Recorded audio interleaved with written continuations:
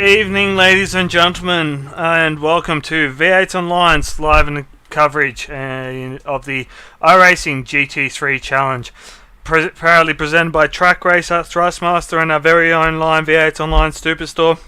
I'm back again tonight in the host chair, Sebastian Murray Westberg, and joining me as per usual, my co-commentator Clayton Brooks. How are you, buddy? Good, Seb, good. Thanks for having us again, mate. Looking forward to this race around Silverstone. Yeah, it's going to be an incredible race. We saw some fantastic action at the mountain last week, Mount Panorama, for round 2. And really excited for tonight's event. Should be provide some good racing, and it's going to be our first endurance race of the season with 70 minutes around this fantastic track. Yeah, endurance racing, pit stops, different fuel loads for cars. It takes different time for the McLaren and the Porsche to get fuel in. It's going to be a bit of a strategy play tonight to see who comes out on top, which is really excited to look forward to. Yeah, well, it's very interesting sort of scenario at the moment. The rough has a bit of an lap time advantage. I was talking to a few drivers before we went live, and we're looking at approximately 4/10 or to about the half-second mark per lap for drivers really on it. But if there's a McLaren driver up there really competing, they've got the advantage of looking at about a 7-second faster pit stop. So that's going to really change things up. So it's going to be very interesting to see how this all plays out tonight. Yeah, Seb, I'm not in the session yet, but I'm putting my money on a lot of guys are going to go for that faster lap time and jump in the rough. But yeah, I'm sure guys that have done their maths, they might think the McLaren's worth a shot for the win tonight.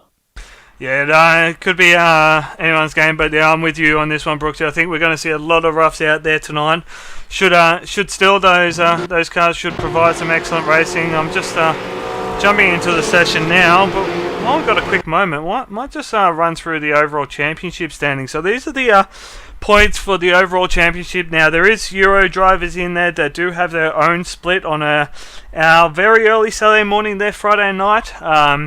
So the Aussie guys and the European guys are all vying for this overall championship, and we got Julian Rodriguez Moreno of currently in first position, with John Emerson currently in second, Ade Koba Lopez in third, Andrew Carl in fourth, Dylan Sharman in fifth, Jonathan Sohani in sixth, Steve Bates in seventh, Kei Kashubi, I'm sorry about that, Kay, in 8th, Simon Cattell in 9th, and Alexander Vo in 10th. I'm not sure what that question mark's about, but that's the information I'm getting. That's the Europeans for you. Yep. In 11th, we got Ivo Howler, Depani Lina Luta, Bruno Do Carmo, Samuel Della Fonte, Luigi Nespolino, Alessia Loma, Val Riches, Matthias Witt, David Matter, and Marcus Johansson rounding out the 20. Well done, Seb. Take my hat off to you, mate. You did very well then. Yeah, there's always a challenge when these Euro guys get in and involved, and do apologise if we have made a meal of your name. It's not our usual form of language, so we do try our best. But just getting into the session now, I might have a quick look at this track, Brooksy. Let's see what we've got in store for tonight. Whoops, wrong button. There we are. That's the one I want. Yeah, of course we're at Silverstone, England. 72 kilometre pit lane speed limit, which is going to be very important tonight. 17 turns, just over 5 kilometres length of track for one lap. So the important thing is there's a big long straight hanger straight. It's going to provide quite a bit of a draft going down in the Stowe corner, which will be interesting to see how that plays out tonight. Yeah, with Real World Racing in Stowe is a big overtaking point, and I think we'll see some bold moves into there. We've also got coming down Vale Straight as well, just after Stowe, so if you can't get the move done, coming into turn 8 can provide a great point. But looks like the boys are just about to grid up, so we might quickly run through the starting grid. Yeah, I can handle that for you, mate. Out of pole position, we got Julian Rodriguez Moreno, which is our current championship leader. Ade Bo Lopez in second, Dylan Sharman in third, Justin Ruggier in fourth, Matty Hill in fifth, Mario Bertolotti in sixth, Steve Bates seventh, eighth is Alex Lam, ninth Chris Tarrant, 10th Jonathan Salhani, 11th John Emerson, 4th Christopher Osborne, Craig Hunter in 13th, Scott Gray in 14th, Vale Richards 15th, 16th Andrew Lee, 17th Vincent Gascon Marty, 18th Wayne Burke, 19th Ivan Fernandez, 20th Cyril Rodriguez, Leo Gray in 21st, 22nd Matthew Barron, Craig Spark in 23rd, Michael Schreier 24th, Rob Hartley 25th, 26th Nathan Grouden, 27th David Wooder, 28th Andrew Wren, 29th Dave Oliver, and Gavin Sadler is the 30th car on the grid. What a grid of cars we got out there tonight, and there's a lot of big names, not a lot of names we don't see in this series, but good to see Justin Ruggier out there. Hopefully he can take the fight to the TTL boys of Dylan Sharman and that, and see if he can give them a bit of a run for their money. Or maybe Julian will...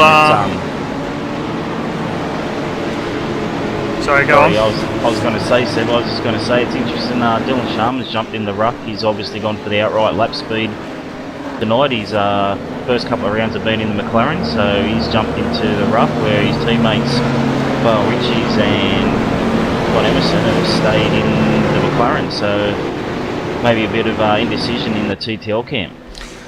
Yeah, well, it's going to be interesting to see how these driver car choices pans out through the season with Matthew Hill, also his teammate, in the rough.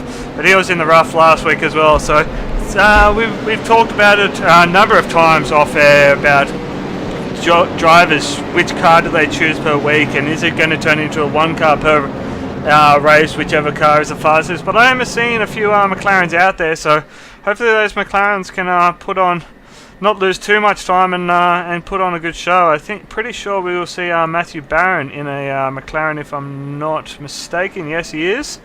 His teammate Leo Gray will be in the rough, so there's going to be a few out there. As the drivers make their way around to in the pace lap, get their as much in the tyres as they can. Chris Tarrant is running a new livery this week. That's a very bold direct clutch surfaces car. I'm a fan. Yeah. It is. It looks good. I think I saw it on Facebook a little bit earlier, and yeah, it's a very good-looking car. Just a might point on, John Emerson is the lead McLaren in this field, and he's sitting in 11th with a 46.2 qualifying time. But he is still currently second in the championship, so it'll be one to watch. Might be able to make up a few spots, especially in these opening laps, I think. Yeah, well, we saw John Emerson having a fantastic race on Monday night in the V8 Supercars. Got involved in an unfortunate incident, but managed to pull it back together to get himself a 4th position. So, incredible drive as they make their way down. I'm just trying to work out whereabouts we are on track. I think we're coming down to Vale. We're coming down Vale, going into turn 8 now. So, oh, we're at Abbey. I'm a little bit confused. I think we're at Abbey. We're coming down under the bridge. Only a couple corners to go. Obviously, with the iRacing service, they still have the old start-finish line coming out of Woodcotter. There were plans of rescanning the Silverstone circuit and getting it up to current specs, but no word from iRacing as to when that will happen yet. I think they have scanned it, they just haven't started making it yet. Yeah, so a couple corners to go. This is the key moment. Pace car has left the field. Julian Rodriguez Lopez is in control. Yeah, and they've got a good jump. The two teammates out the front there got a green good jump flag over Dylan Sharman and Justin Ruggier. Ruggier is having a look at the outside of Dylan Sharman down into turn 1. Oh, look at all these cars coming down into turn 1. That's an incredible piece of action. The cops 3 wide action in there as well. But Julian really just setting that early dominance. He had great pace at the start of Bathurst, but was unfortunate to get involved in an incident. But hopefully he'll be out looking to redeem himself tonight. Still 2x2. It looks like one of the Dynamic SimSport cars is on the outside. I think that was Leo Gray, if I'm not mistaken. Yeah, and Andrew Lee and Wayne Burke went side by side all the way from the start-finish line on the hanger straight. All jostling for positions as they head down in the Stoke corner. Oh, I love these cars though, this is incredible action. Oh, Looks like Dylan Sharman having a look at that. Having a big look.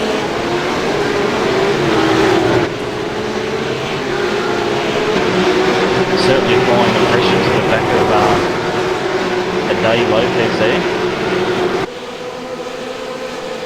Well, that's helped Julian skip out a bit. Julian already has himself a 1.2 second lead with it's a long race, and if he can maintain that sort of pace. But what I'm really interested to see is John Emerson in that McLaren. Doesn't seem to have lost too much pace at the moment. He's behind the newly signed Direct Clutch Motorsports driver Christopher Osborne, leaving the Bits Racing Garage.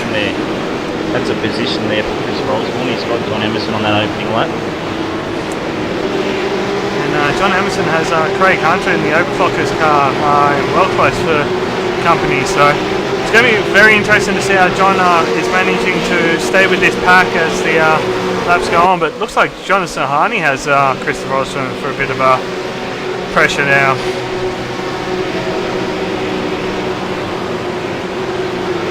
Yeah, it's been a good start there from Christopher Osborne. I think it might be his first race in the Direct Clutch Motorsports colours, and he's. Oh, we got cars off. That looks like Leo. No, that's Matthew Barron. Has had a big moment at turn 1. I think he may have been in contact with someone. I'll see if I can find a race record, find out exactly what's happened there. I just caught in the back of the picture there. There was a spinning car coming out at Woodcotter to the main straight.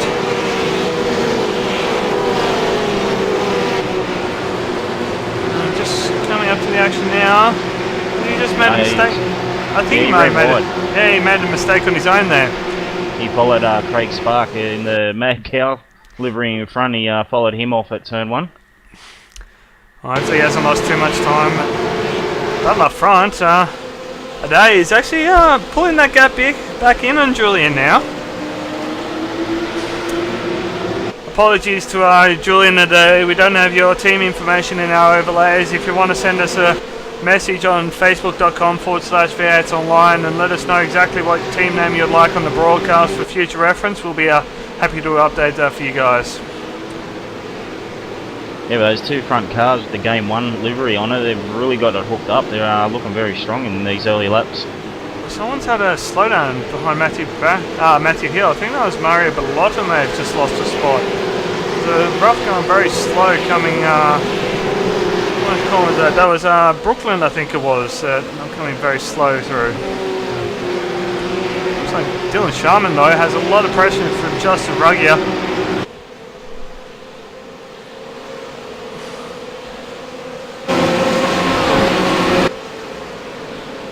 Yeah, I was talking to Justin before the race, and he hasn't had a lot of time to practice, so he's one to watch as well to get probably find some more and more speed as this race wears on.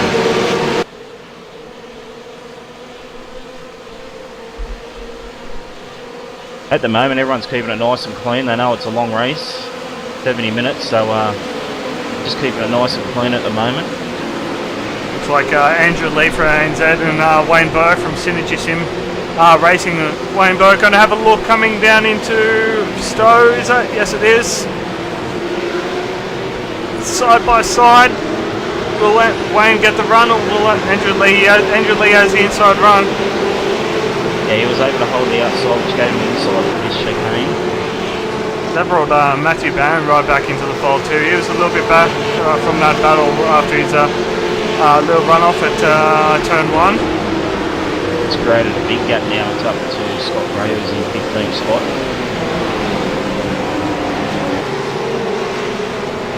The two McLarens are sitting in 14 from 12th at the moment. The TTL McLarens are John Emerson and Vale Ritchies. Well, it looks like there's contact. Someone. We're losing. Mario Bellotti has been involved. It's in his name job. I heard contact and saw Mario lose a few spots. I don't know who he made contact with, but let's see if we can find out. Check out the race recall replay. Not sure exactly what happened there, but it was definitely, I heard a contact. Chris Tarrant. Chris Tarrant's got up the inside of him. unfortunate incident there. I don't think Mario was quite expecting Chris Tarrant's nose to be there, so both drivers able to continue on. They haven't lost too much time, but that's promoted John Emerson up to P9 and Val Richards up to 11th. Looks like they're still back at each other. Chris Tarrant has relinquished the position. Ed Mario back in front, so good sportsmanship by Chris. Obviously an unintentional contact. Matthew Barron and Craig Spark just behind them. Craig Spark looks like he has a run coming down Hanger Straight. Will he stick his nose out into Stowe? Oh, side by side. Once again though, Matthew Barron's going to have the inside run. Looks like he's got the position back already before they even get to turn 8. Great racing though between these two different makes. That's brought Michael Schreier right into the fold too. Just having a look at the top 4 again. Julian Rodriguez is still holding that 0.9 of a second gap to his teammate Ade, with Dylan Sharman sitting in 3rd and Justin Roger in 4th. Matthew Hill has fallen back a little bit, but still holding off Steve Bates for 5th place. Alex Lam in a hot battle between him and Christopher Osborne for 7th and 8th. Yeah, no, that's a really good battle. Christopher Osborne, shadow on the back of that Overclockers Australia rough. Of course, Steve Bates currently sitting in 6th all over the back of Matthew Hill from TTL. He's really coming on strong, Steve Bates. He's really got a grip with his car, and we've seen some pretty good results with him early in this season. So it's good to see new names pop into our broadcast with these different series that we are now covering. And Steve, a new name for us at v8sonline, but I'm sure it's not going to be the last time we'll see him for sure. Really is Horace in the back of Matthew Hill though. Right on board with him. Just coming down into Stowe. It's such a challenging corner, this one. It's slightly off camber. It's very long, it's flowing. Christopher Osborne is having a few internet troubles there. He's blinking in and out a little bit. It's got to make it challenging for Alex Lam in front of him.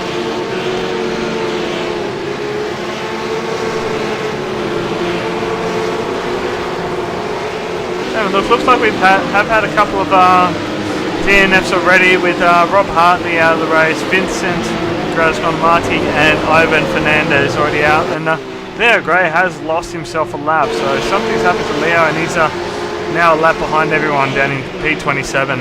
Unfortunate start to the race for Leo. There's a great battle from position 22 of Gavin Sadler back to Craig Sparks, all over the back of Gav with Andrew Wren and Cyril Rodriguez having a great battle back there. Craig Spark, he must have lost some positions. He was up near Matthew Barron, and he's lost a couple of spots there, so I wonder what's happened to him. Sorry for missing that.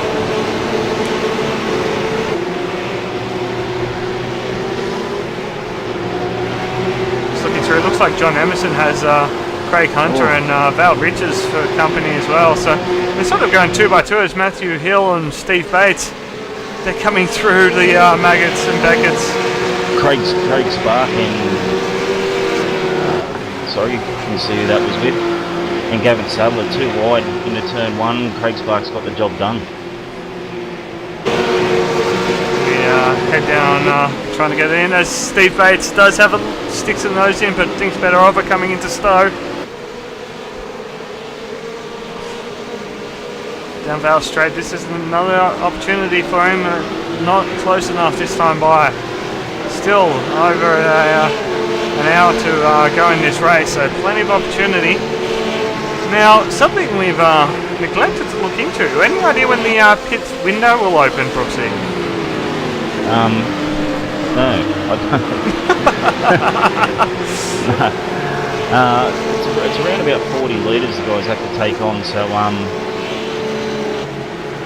yeah, I'm not going to make a guess, but I'll make a guess. Anywhere from lap 15 I'll take a guess from. Yeah, I'm guessing you're going to probably looking at about, with 40 litres, you're probably looking at about the 30-minute mark into the race, I'm guessing. No, I'm not sure exactly what their fuel burn, but the standard race length is 30 minutes. So it'll be interesting to see when they all sort of pile in there, and if different strategies could come in. I don't think we'll see many people taking tyres, as these tyres in these cars do last the distance. But look at this battle up front now for first, second, third and fourth. Jump on board with Julian, looking back at, Justin Ruggie just had a big moment coming through Beckett's. Yeah, going off the qualifying times, I was kind of expecting Julian in a day to sort of skip out a little bit, but Dylan's definitely running with him and Justin not too far behind. The draft at this place would have an effect with that long hanger straight and these other ones, shorter ones, but it's, obviously they're all very well matched and balanced cars, so it should be interesting to see how this plays out as the race unfolds.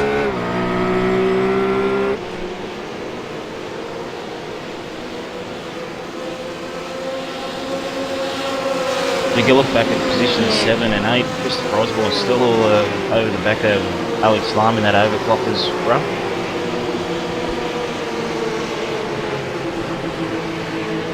I can imagine this battle, as long as there's no major dramas going on for the majority of the race.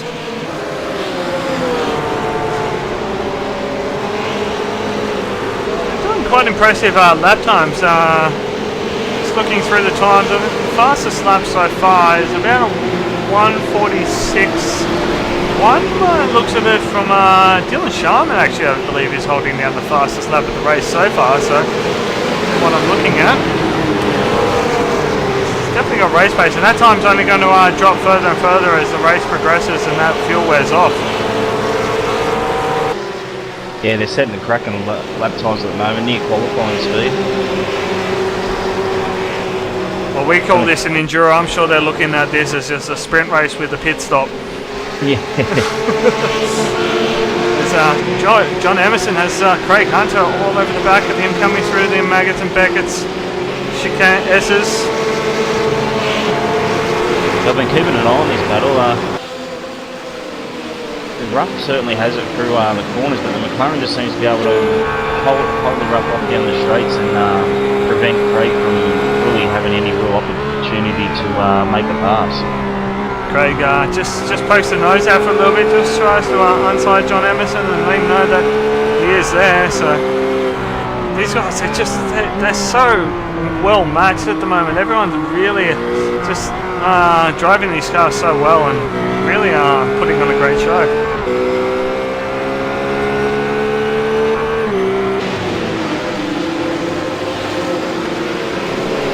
They've had a change of position. Chris Tarrant's got past Mario Bertoli for 12th spot. And Andrew Lee's been able to catch up to the back of those guys as well. Wayne Burke still. Wayne Burke has a massive lead. Doesn't lose any spots, but he's lost a little bit of time to Andrew Lee. We'll go back and have a quick look at that, because I did miss that.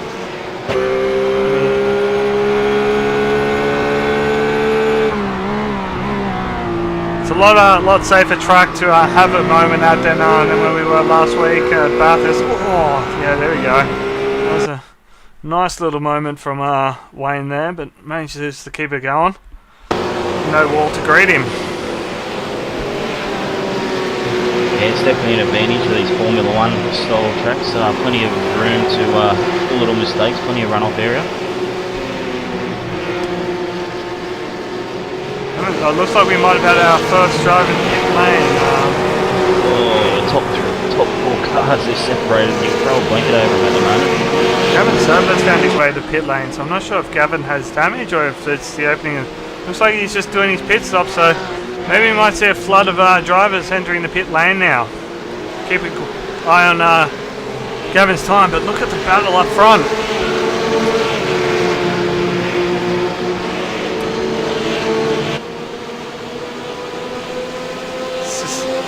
16.2 second pit stop for Gavin, so I guess the window has opened, or he might be looking to just to save a little bit of fuel.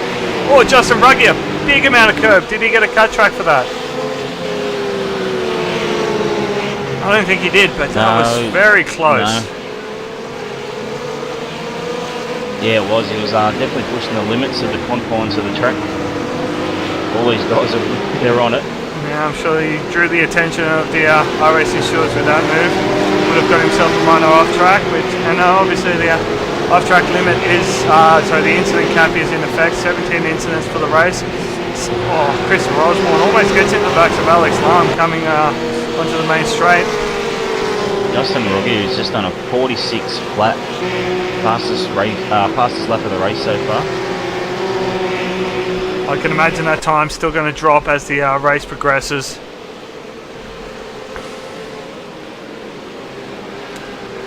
Just looking through. Sort of holding station. There's some good battles. Matthew Barron has Michael Schreier still for. Oh, Matthew Barron has a big moment coming through turn 1. He's gone wide again. Matthew Barron really not happy with the stability of his car, but he's not able to hold position. So just really pushing the limits. Michael Schreier would have seen that, so he'll be a bit anxious now to get past Matty Barron. Looks like Andrew Wren and Jonathan Sahani in my trade position. John Sahani gets around the outside and drives it deep into Maggots.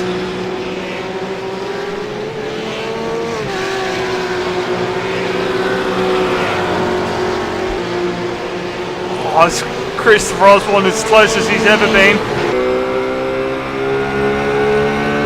It's just his opportunity. He's got the draft.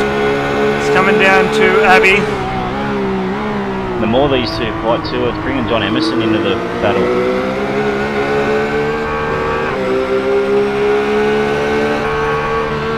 You see why all these drivers just love these cars. They just put on such incredible racing. It's very well balanced. Oh, there's contact! Oh, he's backed out of it. He's obviously hasn't meant that. Justin Ruggie has gone down the outside of a day on the main straight. Dylan Sharma's moved up in the second spot.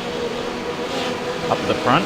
Oh, Day dives it in deep and gets that spot back from Justin Ruggie, so only loses one spot to Dylan Sharma. I might see if I can go back and find out exactly what happened to a Day there.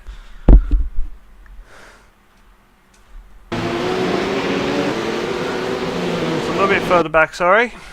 Try one more time to find the replay. Dylan got it done into Brooklands. Just got a beautiful run out of turn 14, got it done into Brooklands. It was very clean actually. Yeah, coming through the bridge now, so such an incredible track for racing this one. It looked like Ade did go a little wide, and that opened the door for Justin Ruggie, who just tried to be very opportunistic but wasn't able to keep hold of it. But great clean racing from these guys, with Julian and Ade racing from Europe at the moment, so able to keep it up with the Australian server and Australian pings.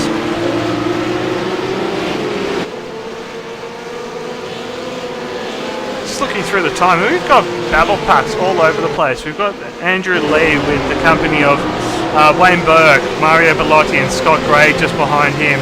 But just a bit further back, we've got Michael Schreier, Matthew Barron and Nathan Groudon involved in a battle. These cars are just putting on such... And Matthew Barron really is keeping up the pace, although, again, having a big slide. The battle from 7th through to 11th really heated up. The little battle of John Emerson, Craig Hunter and Barry Riches is caught up to the back of Christopher Osborne and Alex Lam now. Christopher Osborne. Oh, we got all pit stops happening. Someone else. Who was that? That was Craig Hunter, I think it was, in the pit lane. Yep. Yes, it was.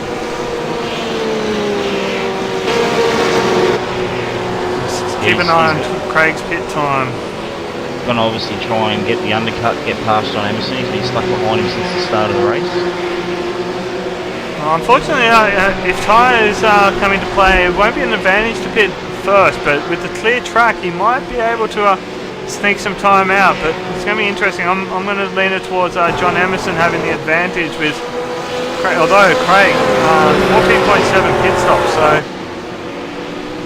actually, one thing we've got to remember is John Emerson is in the McLaren, so he's going to be looking at a much shorter pit time. So that might really play into his advantage.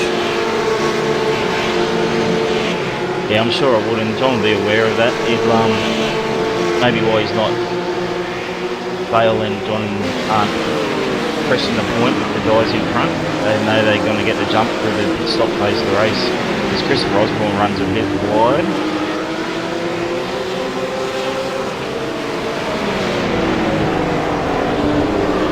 So now 50 minutes remaining into this race. 20 minutes done. Still such incredible action. We're only a third of the way in, and haven't really had many major breakaways. Andrew Lee has Wayne Burke having a bit of a look, coming through the final group of corners. Coming to Brooklyn now. Oh, there's contact behind. Someone, I heard Matthew Barron or someone may have didn't notice the tail or someone had a car contact. Didn't quite catch who that was, I'm sorry. Yeah, I didn't either there, said, but everyone seems to be running okay now. Alex Lamb's had Justin Rogier blown an engine from fourth spot. He's out of the race. That might have been what I heard. Let's see if I can back in the pit lane, so that did sound like contact, although it could have been the blown engine, so we'll go find out exactly what happened to Justin. Yeah, it's revved the engine a bit too hard heading into turn one, and then she's let go. Unfortunate. He was involved in a great battle for podium position, and easy mistake to make. iRacing did just release a update on this car, the McLaren in the rough, a couple of days ago now, which was to fix an issue that they were having with the gearbox. So maybe Justin wasn't. Yeah, just bang there, she pops. Not quite used to the new gearbox model that iRacing have implemented. Unfortunate. Had a couple more pit stops while we're talking. Craig Spark has dived into the pit lane. What else we had in there? That's about it at the moment. So a lot of very alternative pit strategies going on. No real key defining moment of when to pit and when not to pit like we see in the V8 supercar. Yeah, we've got Wayne Burke, he's still all over the back end of the lead, definitely applying the blowtorch. With those two battling, we've got Mario Bertoli and Scott Green joining the battle. Oh, Wayne Burke, he's into the fence, just heading onto the pit straight, and he's dived straight to pit lane. That's potentially going to be an unsafe pit entry. That was a lot of grass he had to cover to get into pit lane, so see if I can find out exactly what happened there to Wayne. He was having a great battle with Andrew Lee, so yeah, he got on the gas a little bit early out of the last corner and just turned him around, so that's unfortunate for Wayne. He's got a bit of damage out of that as well.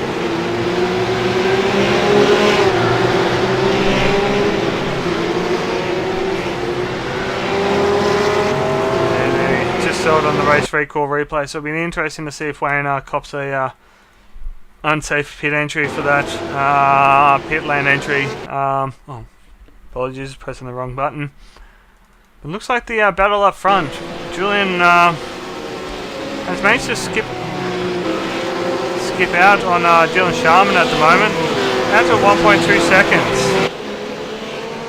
Now that battle at the front with Dylan holding a 0.9 of a second gap back to Dave.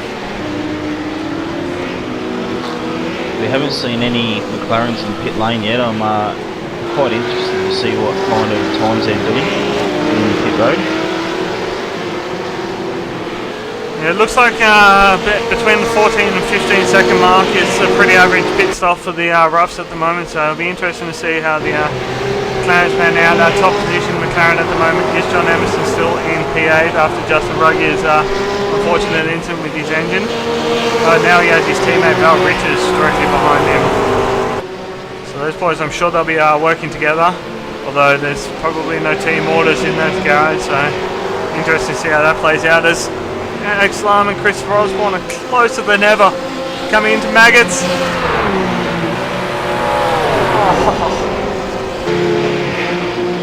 Been very difficult for Christopher Osborne being that close behind Alex Lam. He would have just had to believe that Alex was holding the proper racing line and braking at the right moment. Been great racing by these two. Just just over 25 minutes into it, and they haven't been separated by more than half a second as Christopher Osborne has a look around the outside through Stowe.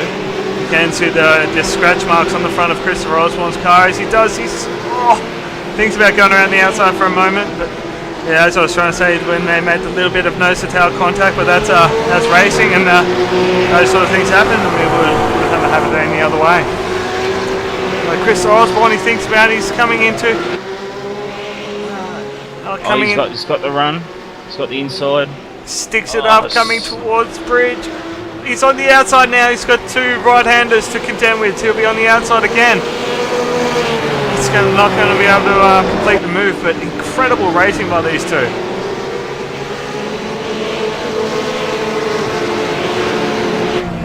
That gap back to John Emerson, it was a couple of seconds before, it's closed to within around about a second. Obviously, as these guys battle, they scrub time off each other's lap times, and that benefits the drivers behind them as they were able to close up with clean air. But on board with Christopher Osborne, just listen to how he works his car around this place. This thing looks like it's on rails at the moment. It's incredible.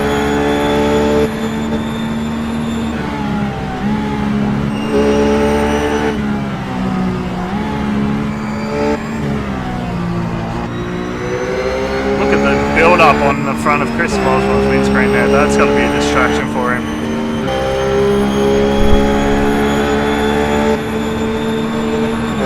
Oh, he's got to run! Sticks it up into Stowe. Alex Lam just touched the brakes heading into Stowe there before the braking zone, which made it quite easy for Christopher Osborne. I wonder if Alex maybe running low on fuel or having some dramas, maybe a spike in brake pedal, because I did notice there was a bit of flicking going on for Alex, so hopefully he doesn't have any major dramas. Just checking back in on the battle for 4th and 5th. Matthew Hill and still Steve Bates. These guys have been going at it, trading lap time for lap time all race long. Just checking in on the fastest lap of the race so far. We now have Julian Rodriguez Marino with 1:45.912 at the moment. So as we said earlier in the broadcast, the lap times will get faster and faster as this race goes on, and that's probably what they're looking for, is to burn off as much fuel as possible. And it looks like he just did the new fastest lap, 45.894. Yeah, it's quite a lap time, isn't it? It's down to their qualifying times. This is incredible pace they've got on board. Just a testament to this car that iRacing have brought out. Michael Schraer and Matthew Barron still nose to tail for 13th, 14th.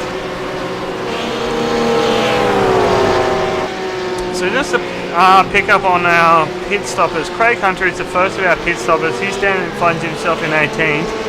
Only had a number of guys pitting at the moment, so looks like Wayne Burke still is in the pit lane after he's unfortunately coming onto the start-finish line. It'll be interesting to see how long these guys got to run on their tank of fuel.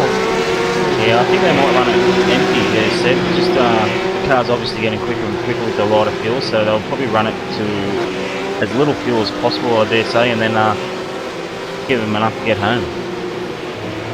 Sounds like as Matthew Barron gets around Michael Schraer coming into Stowe.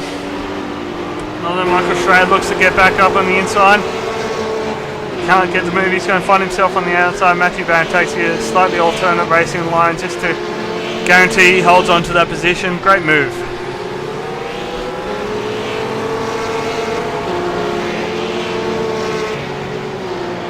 Christopher Osborne, he's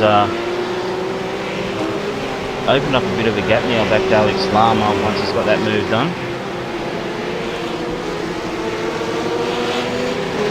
Out to 0.6 of a second, so maybe Alex was holding Christopher Osborne up, or maybe Alex just thought rather than both of us suffering our lap times, I'll get behind Chris for a bit and try and follow his line, maybe find some more pace from following what he's doing. We've got Justin Rugg, who's made his way up to the commentary box. Unfortunate there for you, Justin. Hey boys, how are you? Good, mate. Sitting pretty in fourth spot and had plenty of pace, running with the leaders, and the engine let go, mate. I don't know, man. It's never ever happened to me in my whole iRacing career like that. Under full acceleration, ready to upshift to fifth, and yeah, engine blew. Got me stuck. It did seem very weird. You weren't in the braking zone, so it wasn't on a downshift, it was on the upshift. Yeah, I was just about to click into fifth gear, and yeah, I don't know, my temperature seemed fine. It's got me stuck, mate. I mean, the car was a rocket. It's hard to follow Dylan and the guy in front. They seemed to brake a bit earlier than me, and it was catching me off guard. But I think if I could have cleared them, I think I would have had a good run. And an definitely possible chance to win that race. But it isn't to be, mate. And unfortunately, when I went to tow, it's not fixable. Unfortunate incident there, Justin. We did make mention of the new gearbox model that iRacing just released for the rough and the McLaren. Did you find that to be a big difference to the driving style of this car, or? Oh, mate, it's heaps better. The downshift's perfect, mate. So big congratulations to the iRacing team to make it a lot more drivable than what it was. But yeah, I might have to find out and send that clip off to iRacing and find out how the thing blew up in a straight line. Send it to Porsche, one of the two. Oh, well, best of luck, and thanks for dropping in, Justin. We'll get back to this action as we look at Steve Bates has gone around Matthew Hill.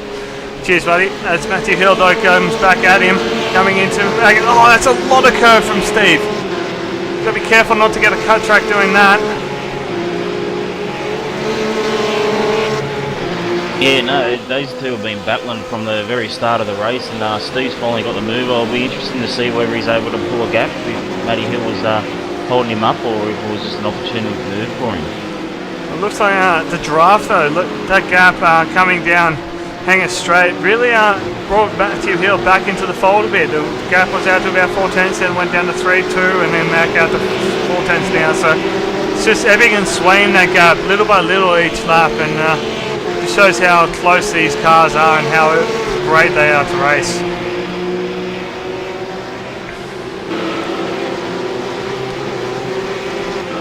Interesting to hear from Justin, though, with how much of a difference the new gearbox model has made to these cars. And it's probably a testament to what we're seeing on track at the moment. These cars are all just driving so well together, and let's look at John Emerson, Val Richards, and Chris Tarrant has found his way onto the back. So he's been cleared of his battle before. He's really pulled in the lap times to manage to catch Val onto the back. Yeah, just having a look at Chris Tarrant's lap times, they're not too far off the pace of the leaders, so certainly got a lot of pace on board. His last lap was his fastest, and it was almost a second faster than Val Richards. Sorry, Andrew Lee, get the right lap times in front of me. It was 7 tenths of a second faster than Val Richards as they cross the line again. Let's see what they do this time. 47.2 for Vale and a 46.7 for Chris. So another half second out. Chris really putting the pedal to the metal and driving that rough as hard as he can.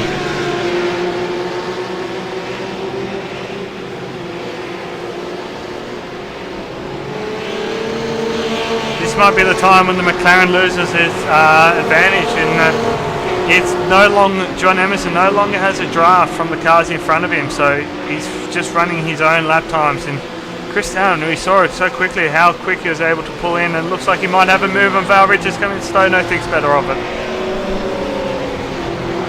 Yeah, it's that straight line speed, and the McLaren's going to prove a little bit difficult for the Porsche, but he's definitely gained up on him quite a lot as he has a look, and he's thinks about it. Nose in.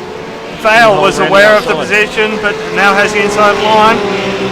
Chris Tarrant tries to hold it out there, but can't keep it there. Just couldn't get the drive out and pulls back in line. But he has a run again. He's going to probably stick the nose in on Vale.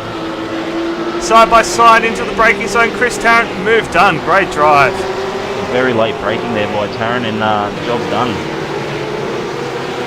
Now he just set his sights on John Emerson.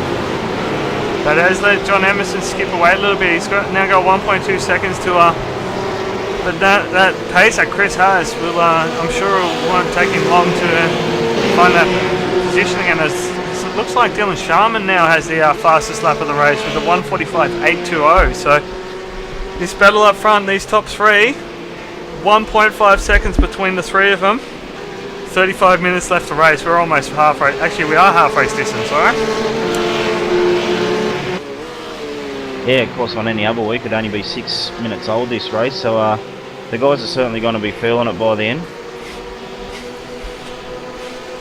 Still yet to see us, these top runners pit, so curious to think, like, you're probably looking at about the 40-45 minute mark for a full tank of fuel in these cars, so I'd imagine we're going to be seeing pit stops in that. Oh, this Michael Schroeder proves me wrong and dives into pit lane. It'll be interesting to see if everyone dives in now, if it's just him.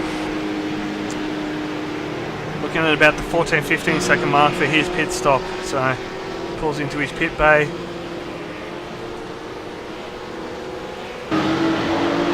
Matthew Hill, Steve Bates, side by side again. I was going to say we saw the first pit stops around lap 10, so I'm guessing the race is going to go for around 40 laps, so we'll probably see the last of the pit stops around lap 30, so I think we'll see a real flurry of pit stops sort of around the lap 28-29 mark. What lap are we on now? We're on lap 21, so yeah, about 6 to 7 laps time should start seeing really laps. Like Dylan really caught onto the back of Julian up front.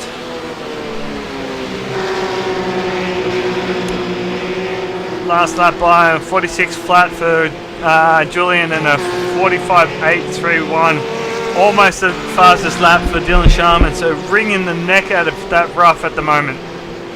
Yeah, he's certainly setting some blistering times. Of course, he's in the draft. He may not be able to set those times if he does get the lead, but as Julian tries to break the draft there, heading on to Hanger Straight.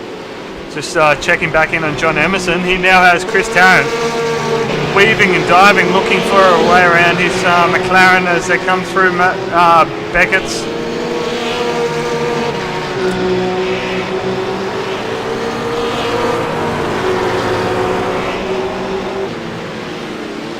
Coming down Hanger Straight. This is where the McLaren has the advantage. It has the straight line speed, but the rough, it really just has such good cornering speed. It's hard for these McLarens to really put up. Oh, John Emerson gets a mirror full of Chris Tarrant then. If he's certainly got the speed on at the moment, Chris Tarrant. And of course, not too far up in front of them is Alex Lam and Chris Osborne, Chris Tarrant's teammate. So if we want to get around John as quick as possible, we'll try and get up there.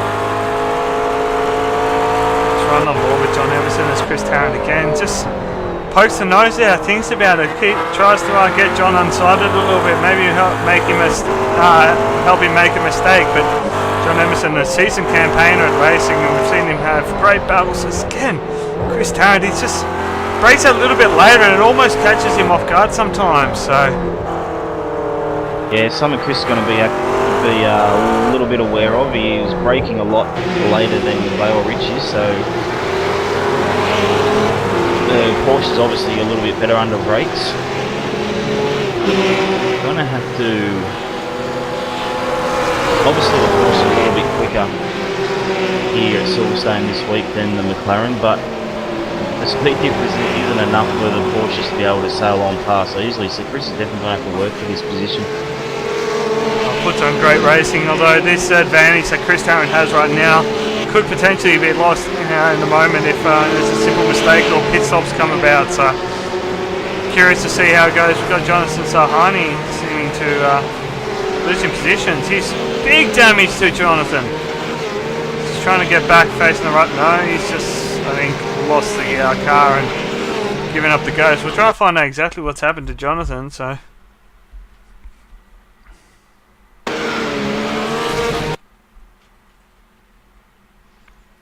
I think he might actually have gone glitched into the wall and was unable to back out.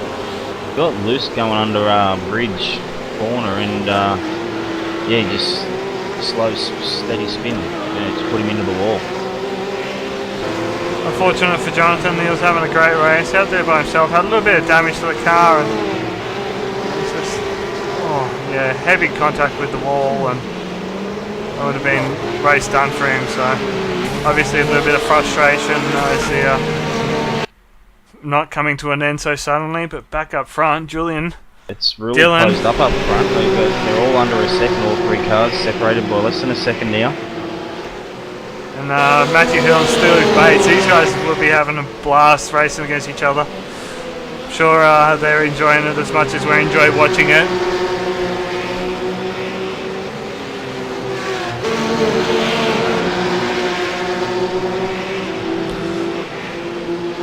Back through the field, apart from these couple of battles, I mean, Andrew Lee's finding himself in 11th place at the moment, Scott Gray in 12th, and Matthew Brown in 13th, Dave Oliver in 14th, Craig Hunter in 15th, Cyril Rodriguez, Andrew Wren, Mario Bellotti, Craig Spark and Nathan Brown round at 20. It's only 21 cars on the lead lap at the moment. They've seen a bit of a falling off, but the racing up front has been so spectacular.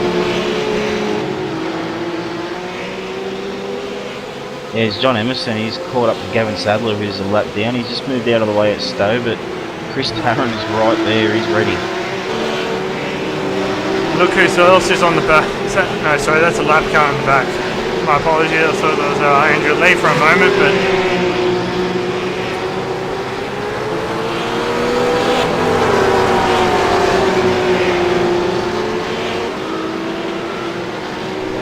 help Val Richards catch back up as well. Val could find himself being a bit of a pest to Chris Tarrant after Chris put in all that effort to get around. If Chris makes a little mistake trying to get around John, Val could snap their position back and Chris will have to start all over again.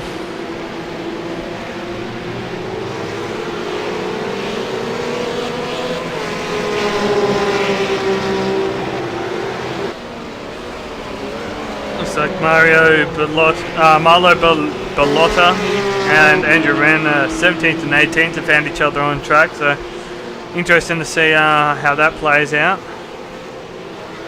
As Chris Tarrant has a run at John Emerson coming down into turn 1, coming into where are we? Cops, he gets a move done. Now this will be the true testament. Can Chris Tarrant scoot away, or will John Emerson be able to stick with him and gain that advantage back in the pit stop? Yeah, he wants to get it through Maggots and Beckett's here, create a little bit of a gap, because that McLaren, as we've seen, very fast in a straight line. And Emerson's still sticking with him, so it'll be interesting to see how this goes. Chris Tarrant finally get that move done. Great patience, great determination, and great racing. Tarrant tries to break the draft, back to the McLarens there. Just moves over a little bit defensive. This is where he's got the advantage with these tight, tricky sections. He breaks it a little bit later than the McLarens. See, try and get a chopper shot and see just how different these two cars handle.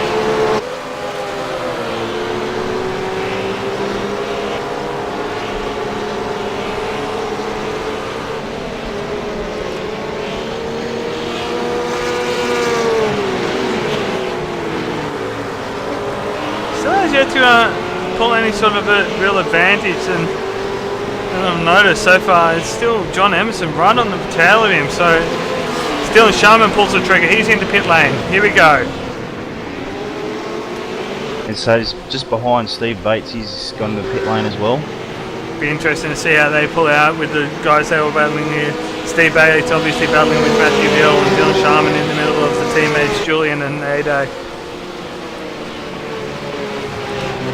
Sharman in his pit box, looking about 14-15 second mark for his pit stop.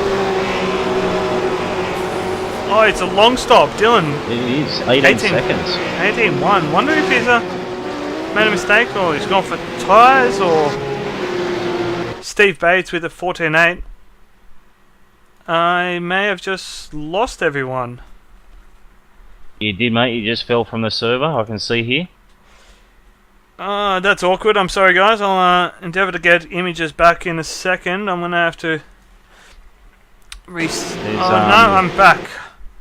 There's quite a few guys falling from the server. I hope we don't have a problem, because there's some fantastic racing going on. Yeah, I was back for a moment, but Now it seems that the server's been shut down, so let me just quickly try and jump back in. Apologies everyone at home. We've lost drivers, Leo Gray and Gavin Sadler. They were two of our drivers. They've fallen out of the server as well, unfortunately.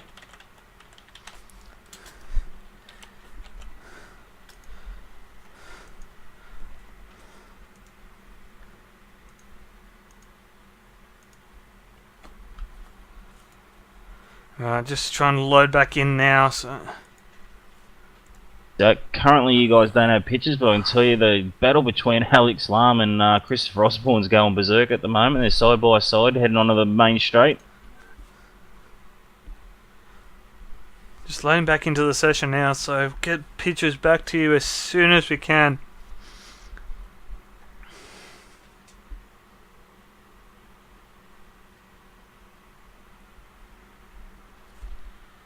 Our leaders are still yet to pit, but that does seem like a very long pit stop that Dylan Sharman had, as Chris Tarrant now heads to the pit lane. Interesting to see if maybe Dylan decided to pick up a couple of sets of tyres or maybe something else, so maybe he overfueled a little bit, so have to keep a close eye on how that plays out as we're just trying to get pictures back through now. Back in the session. Chris Tarrant in the Porsche has done a 15-second stop, so definitely a long stop for Dylan Sharman.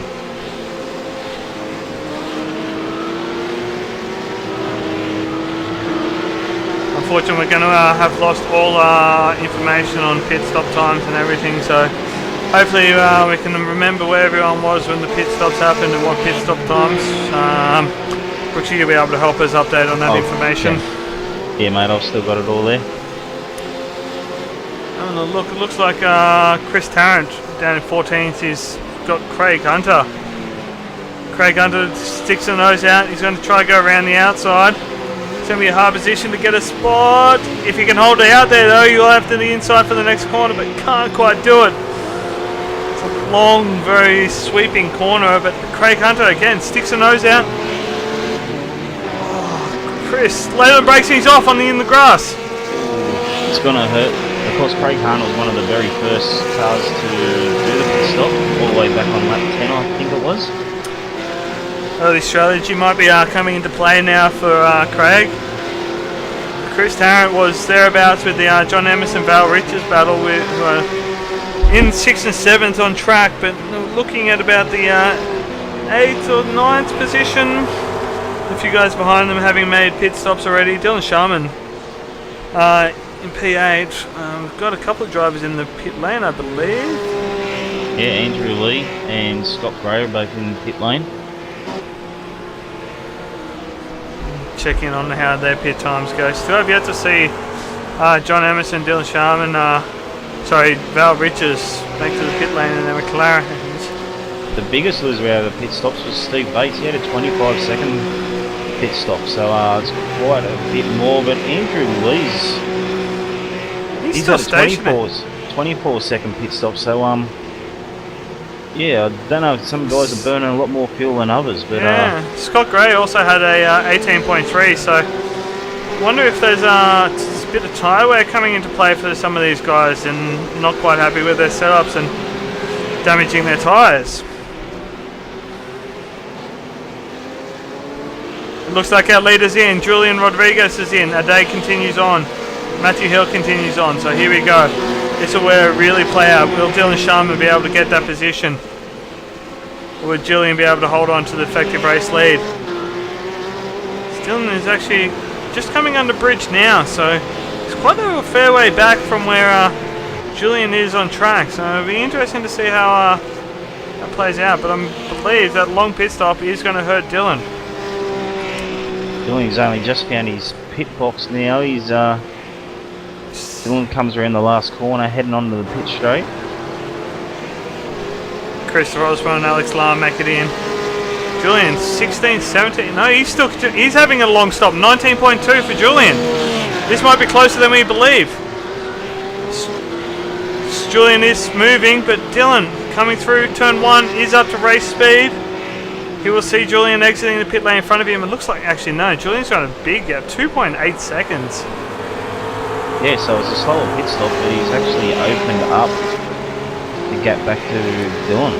Corey Osborne with the 15-second, Alex Lam having a bit longer. So, wonder if maybe a few guys are out there saving a bit of fuel, or I don't know. It's hard to work out why so many varying pit stop times.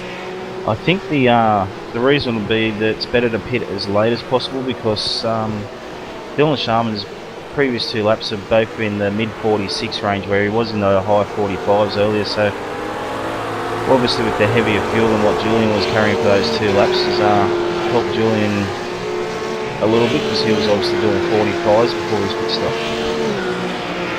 Yeah, that's a very valid point. I didn't consider that. So there you go. The fuel strategy. Does Ade Lopez has made his way into pit lane. So this might be interesting to see. He wasn't very far behind Julian. That extra lap out on track, will that help him to maybe snap that win from his teammate?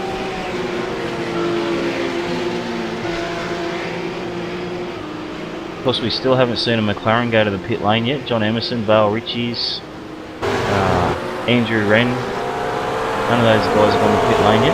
No, and only 18 minutes left in the race, so they can't be far off pit stops. Ade's in his box, he's stationary. Should be dropping any moment now. 18.4 for Ade, so... Oh, he comes out, almost gets into the side of Leo Gray that was exiting a few laps down. Dylan Sharman, Ade has lost a spot to Julian, but it's going to be a lot closer to Dylan Sharman. Dylan was in front of Ade, so that is a net gain for Ade over Dylan Sharman. And now Dylan Sharman will have the advantage of having burnt off a bit more of his fuel load, potentially having knowing where his car is standing. Dave Oliver finds his way to pit lane as well. Dylan Sharman, he's close, he's going to stick it up the outside at Stowe, coming down Hanger Straight. Will he be able to outbrake here? We've seen this move attempted a couple of times, and the driver on the outside just can't seem to hold position, although Dylan has done it. He's going to have the inside line. All the outsides, now he's got the inside line. Good move there by Dylan Sharman. Incredible driving, his commitment and belief that his car was going to hold in that very, very wide run around that corner. So that's incredible driving, although he has gone wide, and that's given Ade the advantage. Ade might try and outbrake him.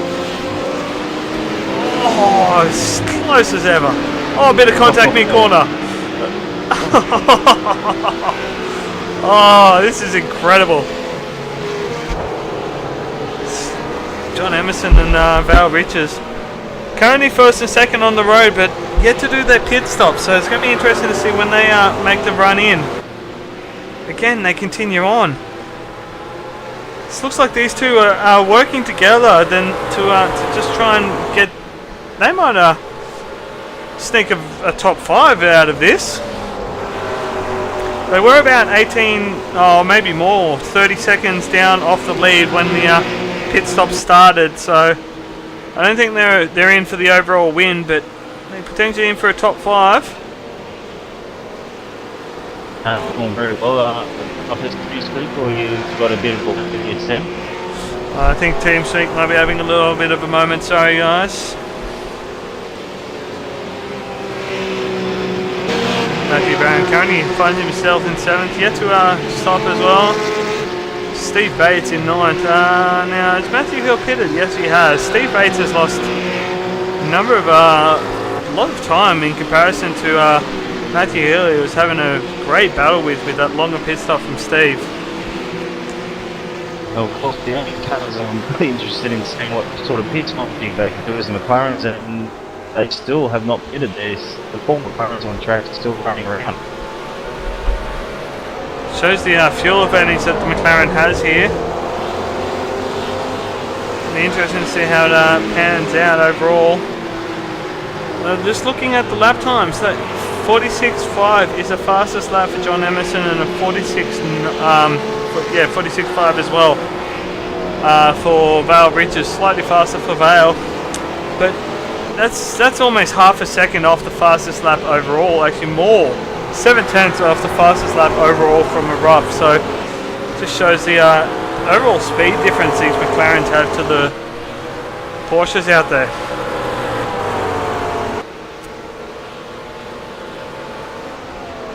tempted to have a look at the gains and losses, but this pit stop's still underway, and these McLarens yet to pit. It's going to be skewed numbers. Not real worthwhile looking at the moment. Andrew Wren and Dave Oliver seem to have found each other on track. Dave Oliver only just making his pit stop.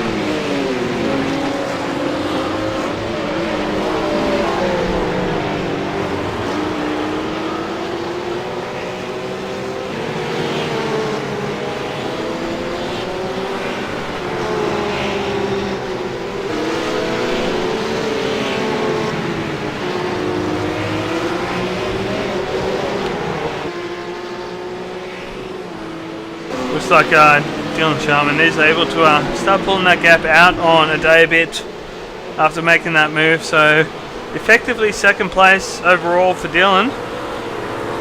3.5 seconds, sorry, 3.8 seconds now back from Julian.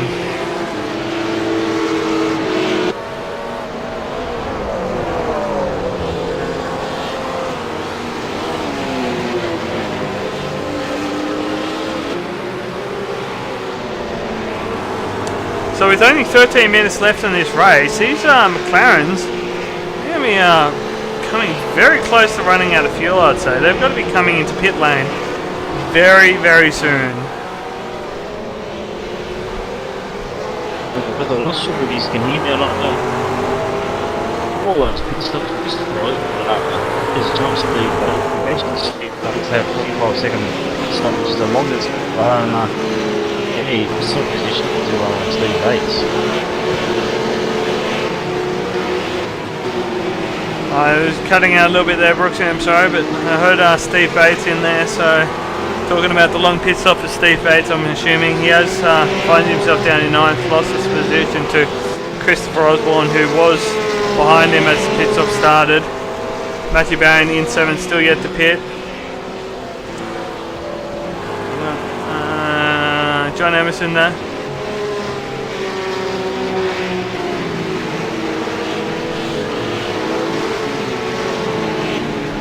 Andrew Lee and Craig Spark still having a great battle. These guys have been involved in numerous battles all race long. Now these McLarens, they've got to be coming into pit lane shortly. It's only just under 12. You would think so. Oh no! Something else has happened to the server. I've seemed to have lost pictures again. Hopefully it comes back. Yeah, no mate, you've dropped again from the server. I'm still here. Oh, what's going on with the iRacing tonight? I'm sorry guys, I'll see what I can do, but this is... We're dropping a few. More. Leo Gray again's dropped, and Gavin Sadler, Jason Frost. Yeah, it looks like I've definitely lost everything from iRacing, so let me might be some technical troubles with a few ISPs out there, because seems to be only happening to certain connections at the moment. So hopefully we can get back in and not have any more dramas as the race unfolds, although TeamSpeak does seem to be back up and running. So a night of dramas, eh Brooksy? Yeah mate, it wouldn't be a v8sonline broadcast we didn't have some kind of drama, but those McLarens, they've just gone on to lap 34 and they still have not pitted. With only 10 minutes left, do you think there's a chance they don't have to pit? Well, that's actually... can't see them making the whole 70 minutes, but if they cannot pit, that will just be an incredible result for those McLarens. There'll be a lot of guys out there wishing they had driven that McLaren instead. Just get some pictures back through. In saying that, Julian, who's in 3rd, who was our race leader before the pit stops, he's only 2 seconds behind the McLaren, so the McLarens are saving fuel trying to stop any thought of a pit stop. They won't be able to save for too long. They're going to have to put the foot down, because otherwise Julian's going to get back past them. She's just looking back. Chris Tarrant, although he has had a couple of little moments, he was in that battle with John Emerson and Val Richards. He's down in 11th place, currently 35 seconds behind them. So if they can make it home, they might just choose to let Julian go by, knowing they don't have the overall pace and need to save fuel. There's a lot of big gaps behind them, so this is 11 seconds from Ada to Matthew Hill, so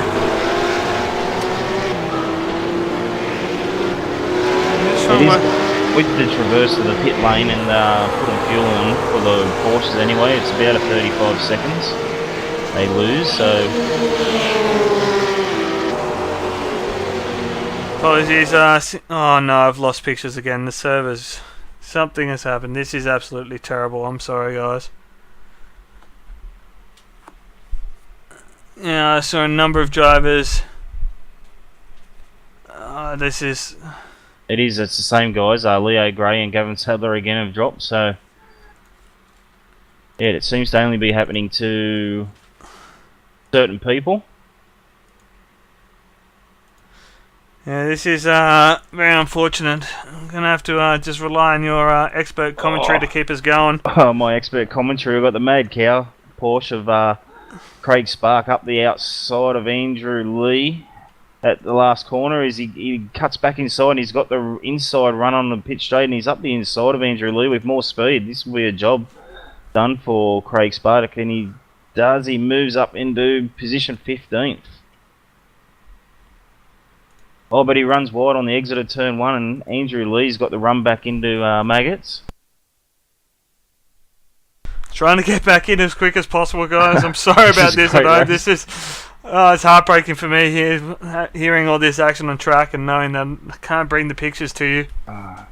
Andrew Lee was able to break out a little bit of a gap because Craig Spark had to sort of check up there for Beckett's, but yeah, Craig Spark's still got plenty of pace on board, and he wants that position off Andrew.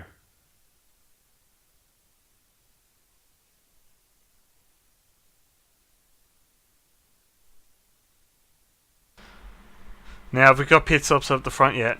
I've got McLaren's in the pit lane. Bale Ritchie's and John Emerson have both gone into the pit lane, and they've relinquished the lead back to Julian. Alright, loading into the session. Alright, let's... You're going to have to keep us up to date with the pit stop times of the boys. Well, I've got them at 9 seconds, 9.5. Yeah, 8.8 I got for John Emerson, 9.4 for Bale Ritchie's. And there we go again. We've lost. I think this might be the end of it. We've only got 6 minutes left of the race and I've lost connection again.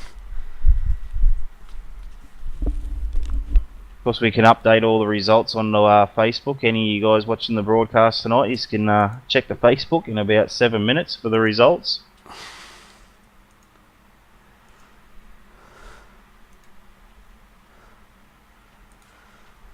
Yeah, this is it's unfortunate. I'm getting very little. Like, I'm not having any internet dramas with anything else. It just seems to be the iRacing service at the moment. So there must be some trouble happening somewhere between myself and the service. So it's I tried load in again, but this is not looking promising for the tonight's race. It's very unfortunate.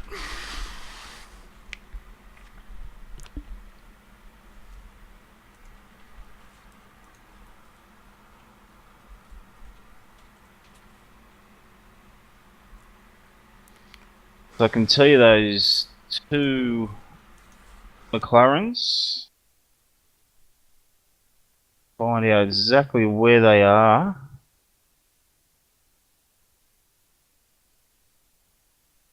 Need them to complete a lap and will correct the order for me. At the moment though, they're sitting behind Christopher Osborne.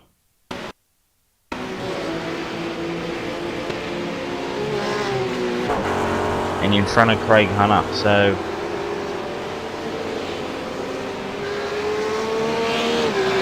I think they've definitely made up some ground. They're in 6 and 7, so they have made up a few spots, although Craig Hunter is not far behind them, and neither is Chris Tarrant actually. So Chris Tarrant, even after having that moment, he's not actually that far behind them, so that overall pace is proving to be on board for that rough, and Chris potentially could still, with only 4 minutes left of this race, would take a big ask to get back to there. But for those boys, but 6th and 7th for TTL, I'm sure they'll be happy with that tonight. Yeah, definitely. I mean, it's quite obvious the McLarens aren't quite as quick as the Porsches here at Silverstone, but I think they've done an exceptional job to get those two McLarens in the top 10.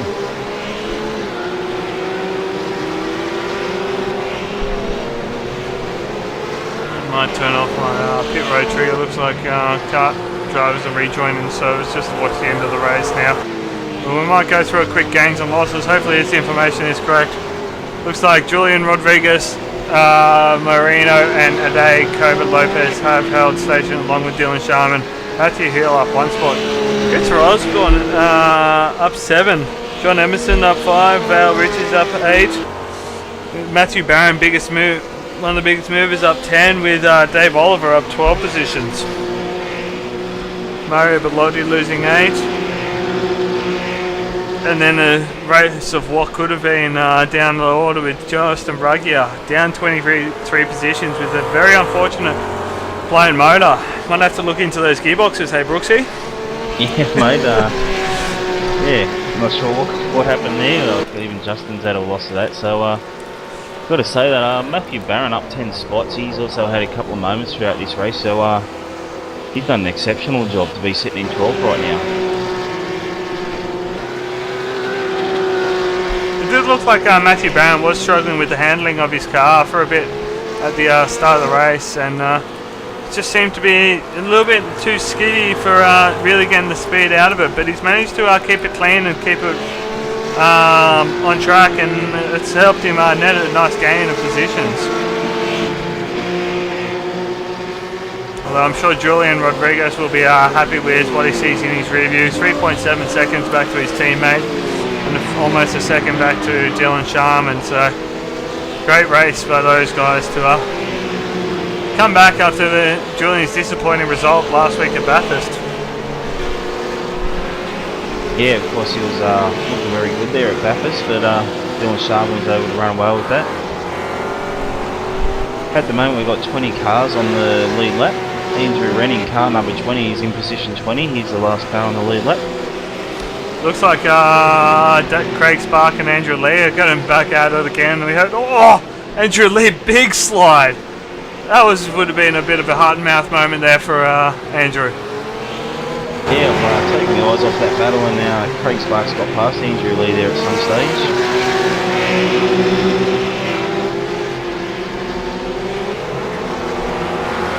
An interesting note, Val Richards and John Emerson have never been more than about a second between each other. Do you think Val will try and sneak the lead away with? I think this one might be the actual last lap. Right? Val's a very clean driver. He won't do anything unless he's sure of it. But talking about less than a second between, and we got Matthew Barron in 12th, Scott Gray in 13th, and Mario Bertoli in 14th. And these guys are separated by about 3 tenths, all 3 of them. Just trying to work out where the leader is. I think they're going to cross the line. I think there's going to be a white flag this time by. Come through. I'm just trying to work out where they are on track. Coming down towards Abbey. The bridge with only 50 seconds left. They should get one more lap in. Oh, Mario Bertoli has had a little bit of contact with Scott Gray. Scott Gray's gone off at Maggots there, and Mario's got the position done.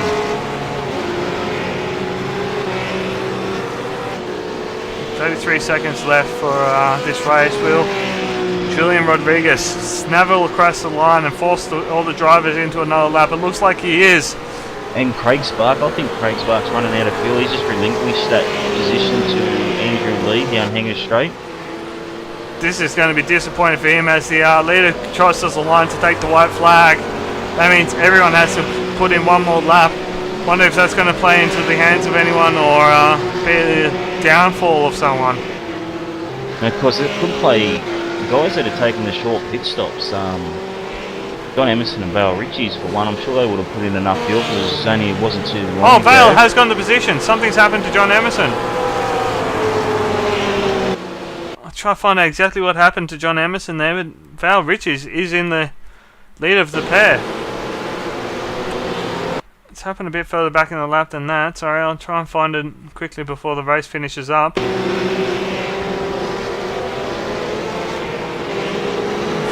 don't know whether it's happened. I'm sorry, guys. It's happened a little while back, but Julian Rodriguez is on his final lap. Stellar performance by Julian. Yeah, he's shown a clean pair of heels. He's led every single lap bar in the pit stop stage, of course, and the guys were very close at the start there, but he was able to pull that bit of a gap and maintain it in that second half of the race. Comes under our bridge for the last time. Only a few more corners to go. Up through Ferrari. Coming into Brooklands. Fantastic drive. Really in the class of the field. A number of very great drivers, although just trying to look at the fastest lap of the race. I don't think he has that honour. I think his teammate does, Ade, with a 1:45.707, although he comes to the checker flag. Julian will win round 3 at Silverstone. Ade comes home in second place and Dylan Sharman crosses the line for a well-earned third place. Yeah, and the other TTL Porsche rough out there, Matthew Hill, is coming across the line in 4th spot, which is outstanding for Matty. Christopher Osborne, he's had a very good drive tonight. Survived a huge battle there with the overclocker's Porsche to bring home in 5th. Oh, John Emerson might have to run up on Val Riches as they come to the line. Oh, Val Riches, I think, just held that position. I'm going to have to double check that, but it looked like John Emerson had an incredible drive out of Luffield through Woodcutter. John Emerson's got it by that's hundredth of a second. 100th of a second. John Emerson's got 6th position over Vale Riches. We're going to have to go back and have a check up on that as a few drivers just finish up their lap, but that was an incredible final turn by John Emerson.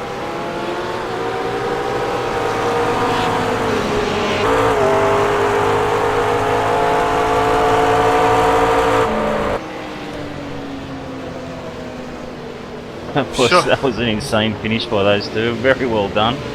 They were separated by less than a second the whole race, and it was fitting that they'd finished so close together. Incredible result by Julian Rodriguez.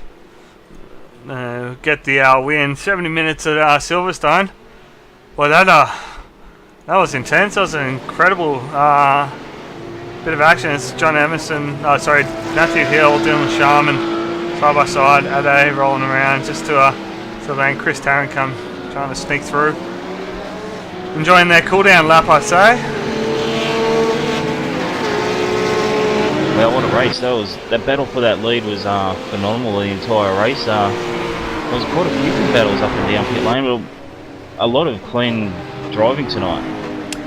Yeah, it was an incredible show of skill out there and respect and sportsmanship. So, big credit to all the drivers. Apologies for the technical dramas I suffered tonight with the broadcast, but I'll endeavour to do some investigating and find out exactly what's happened there.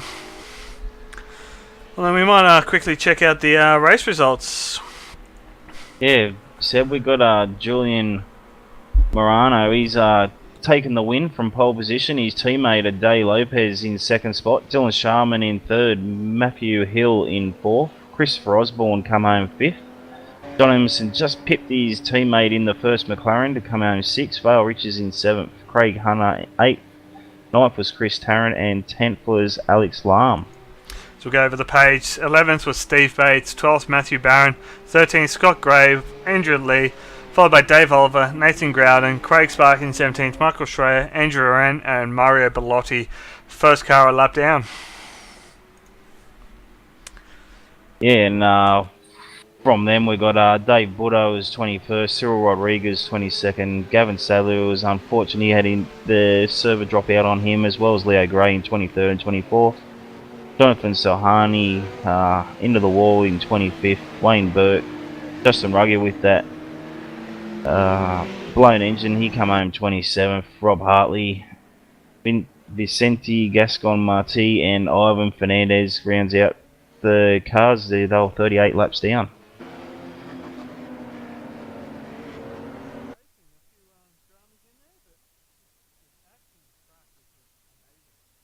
That was our first enduro. It was good to see how the pit stops played out. Surprised those McLarens, did quite good, I thought, to come home 6th and 7th. They were definitely a slower car tonight.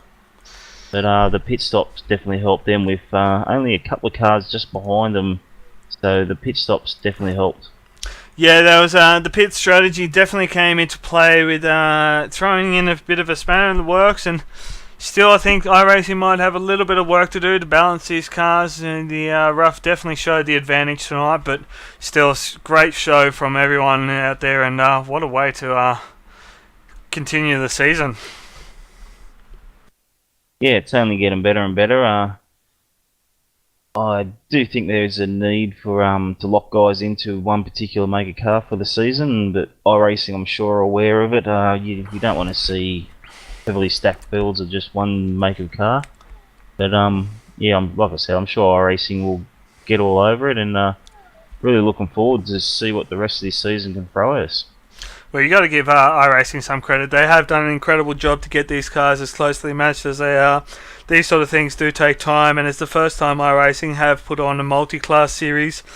Sorry, not a multi-class, a single-class series with multi-make, with different physics and engines and everything in the different cars, but the one class of racing, so still a lot of bugs in that for them to learn and fix, and there are more cars coming out to join this field. I believe the BMW Z4 is not far off completion, and word on the rumour mill is the Ford GT will be getting a revamp into a GT3 spec, so might see 4 makes in this series soon enough.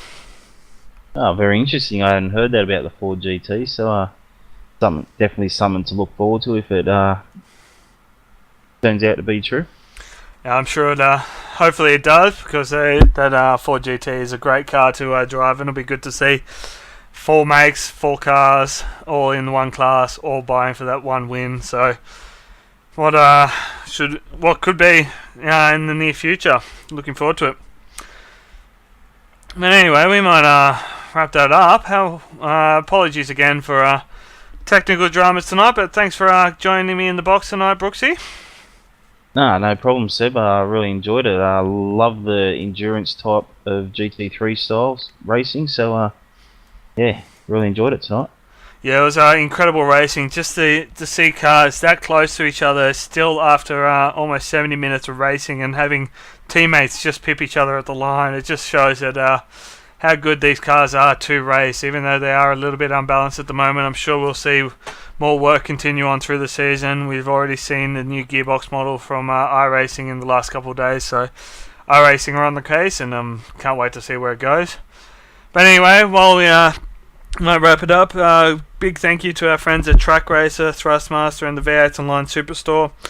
You've been watching v8sonline's live coverage of the iRacing GT3 Championship. I've been your host, Sebastian Mario Westberg. Joining me was Clayton Brooks. Your winner tonight, Julian Mario Rodriguez.